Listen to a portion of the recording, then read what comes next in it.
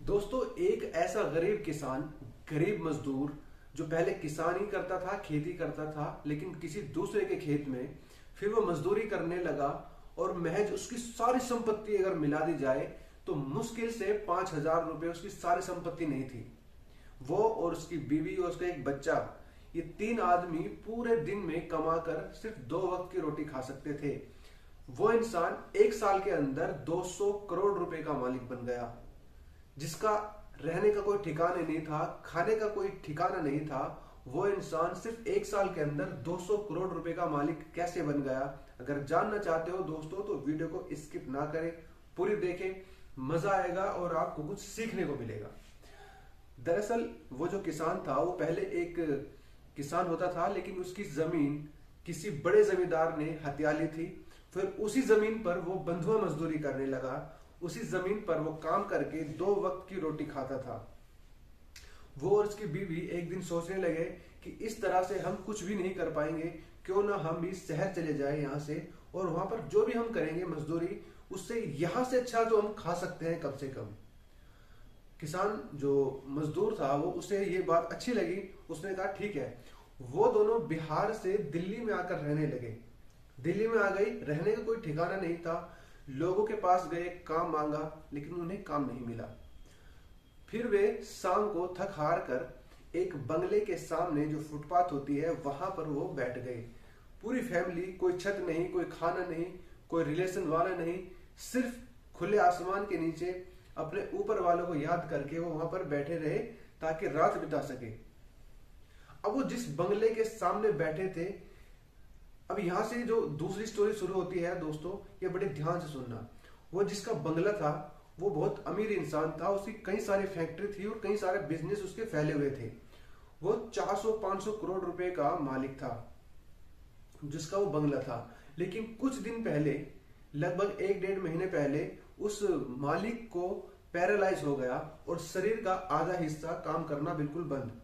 धीरे धीरे करके उसके शरीर का निचला हिस्सा बिल्कुल भी काम नहीं कर रहा था। वो बेड पर लेटा रहता। उस अमीर इंसान का एक बेटा था और उसकी बहू थी, और कोई नहीं था। सारी संपत्ति के मालिक वही दोनों थे। लेकिन जो उसकी बहू थी, उसके लड़के की जो वाइफ थी, वो उसका काम नहीं करती थी, मतलब उसकी सेवा नहीं करती थी। क्योंकि जब वो पैरालाइज हो गया तो बेड पर पड़े पड़े वो गंदगी करने लगा। उसकी बहू उसे देखकर घिन करती थी, बोलती थी कि इस कमरे में घुसना मेरे लिए एक सजा से कम नहीं है। मैं ये काम नहीं कर सकती, क्योंकि वो पढ़ी लिखी थी, अच्छे घराने से थी, मतलब अमीर घराने से थी। अच्छे से होती तो ऐसा नहीं बोलती। उसने अपने ससुर की सेवा नहीं की, ना ही उसके बेटे ने की। वो बेचारा वहां पर पड़ा पड़ा रहता, क्योंकि उसको कोई साफ सफाई नहीं करता था। तो कमरे में बहुत ही बुरी स्मेल फैल जाती थी, क्योंकि वो 1 नंबर और 2 नंबर वहीं पर लेटा लेटा कर रहा था। उसकी सेवा कोई नहीं कर रहा था। वो सिर्फ अपनी मौत को याद कर रहा था कि काश मेरी मौत आ जाए, क्योंकि जिनसे उम्मीद थी वो तो कुछ नहीं कर रहे थे। फिर जो वो लड़का था उसने कहा कि अगर तुम इसकी सेवा नहीं करती हो, मुझे टाइम नहीं मिलता है, तो क्यों ना हम किसी ऐसे मजदूर को या ऐसे इंसान को रख सके जो पैसों के बदले इसका ये काम कर दे। बात तो सही थी, क्योंकि ऐसी नालायक औलाद और सोच भी क्या सकती थी। उसने ऐसे ही किया और वो बाहर निकला। जब वो घर से बाहर निकला तो उसने देखा कि वहां पर एक मजदूर की फैमिली लेटी हुई है खुले आसमान के नीचे फुटपाथ पर। उसने उनसे कहा कि तुम्हें अगर काम चाहिए तो ऐसा काम है, करोगे क्या? काम ज्यादा टफ नहीं है, थोड़ा सा काम है। सिर्फ तुम्हें हमारे पिताजी की लैट्रिन बाथरूम जो वो करता है उसकी सफाई करनी है, उनके कपड़ों की सफाई करनी है और टाइम से दवा देनी है। इसके अलावा कोई काम नहीं करना। अब चूंकि उन मजदूरों के पास कोई काम नहीं था, तो उन्होंने कहा ठीक है बाबूजी, हम कर लेंगे, और वो उन्हें बंगले के अंदर लेके आ गया। अब यहां से उनकी किस्मत बदलनी शुरू होती है। वो जो मजदूर था, जो किसान मजदूर था, उसने पूरी, जिसे कहते हैं ना, पूरे दिल और लगन से उस अमीर इंसान की मदद की और उसकी सेवा की। उसकी साफ सफाई का अच्छे से ध्यान रखता था, समय पर दवाई देता था, और वो सिर्फ पैसों के लिए नहीं, मानो कि वो दिल से उसको अपने पिता के समान मानने लगा था। इसी हिसाब से वो उसका काम कर रहा था। लगभग 2-3 महीने तक उसने ऐसे ही किया। उसके बाद उसने कहा कि मैं अपनी वाइफ को भी यहाँ पर काम पे रख सकता हूँ क्या, उसने उनसे पूछा। तो उन्होंने मना कर दी, नहीं, तुम्हारा काम सिर्फ यही है, यही करो और कोई काम पे नहीं आएगा। मतलब उन्होंने उसकी वाइफ को काम देने से मना कर दिया था। अब सिर्फ 5,000 रुपए में वो और उसकी वाइफ, उसका बच्चा, तीनों के तीनों उसकी सेवा करते थे, उसकी गंदगी साफ करते थे, समय पर उसे दवाई देते थे। मतलब उसे अपने बाप के समान मानकर उसकी सेवा पूरे दिल से करते थे। एक दिन वो मजदूर और उसकी वाइफ घर के बाहर थी, मतलब घर के बाहर में बातें कर रहे थे, और उनका जो छोटा बच्चा था जो गोद में ही था, वो कमरे के अंदर चल रहा था। जिस कमरे में वो अमीर इंसान था, उस कमरे में हीटर लगा हुआ था ताकि उसे गर्मी मिलती रहे, और वो बच्चा उस हीटर की तरफ चल रहा था। मतलब हीटर जो था वो बिजली थी, उसमें करंट था, और बच्चा उसकी तरफ बढ़ रहा था। वो जो अमीर इंसान था वो लेटा लेटा ये सब देख रहा था कि ये बच्चा कहीं इसको हाथ ना लगाए, उस हीटर को हाथ ना लगा दे। और इसके लिए उसने उठने की कोशिश की, और उठने की कोशिश में वो अपने बेड से नीचे गिर गया। जब वो बेड से नीचे गिर गया, क्योंकि उसका शरीर का इतना हिस्सा काम नहीं कर रहा था, तो जो हिस्सा काम का था वो उससे मतलब फर्श पर घिसरते घिसरते वो हीटर तक पहुंच गया, और उस बच्चे को बचाने के चक्कर में उसने अपना हाथ हीटर पर मार दिया।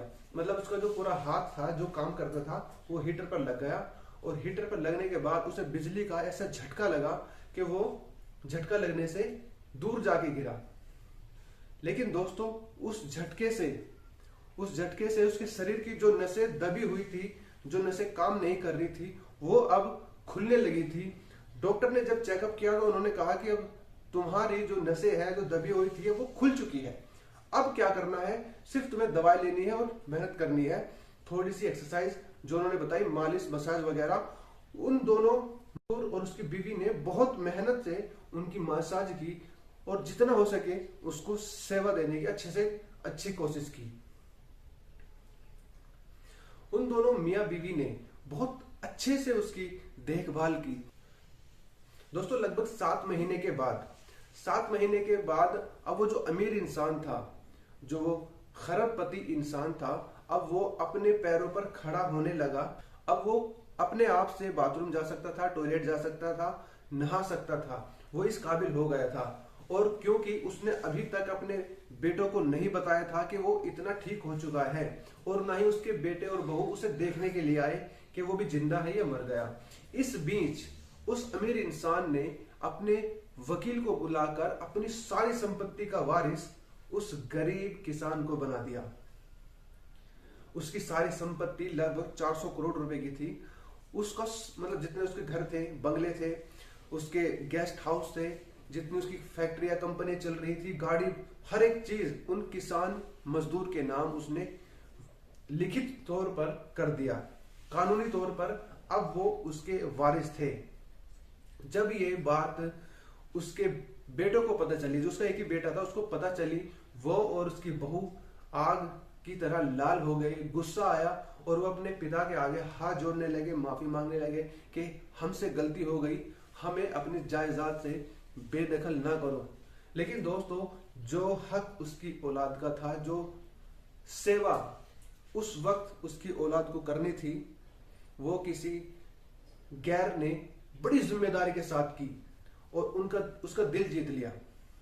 इसीलिए उसने सारी संपत्ति तो किसान को दी, लेकिन जो उसका लड़का था उसको कुछ नहीं दिया। लेकिन काफी रोने के, गिड़गिड़ाने के, और पंचायत बुलाई हरियाणा की, क्योंकि वो थे, तो हरियाणा में एक पंचायत बुलाई। उस पंचायत में लोगों से विनती करवाई। लोग जो थे खाप पंचायत के लोग थे, उन्होंने भी उनसे हाथ जोड़कर विनती की। तब जाकर उस अमीर इंसान ने केवल 30% अपने बेटों को दी और 70% उन्हीं किसानों पर रहने दी। इस तरह से वो किसान मजदूर था, अपनी ईमानदारी, मेहनत और सच्चे मन की भाव से जो उसने सेवा की, उसका फल मिला, और आज वो करोड़पति है।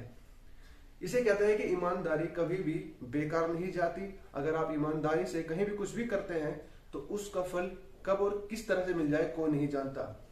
दोस्तों अगर वीडियो पसंद आती है तो लाइक जरूर करना, और हाँ, चैनल को सब्सक्राइब करना ना भूलें।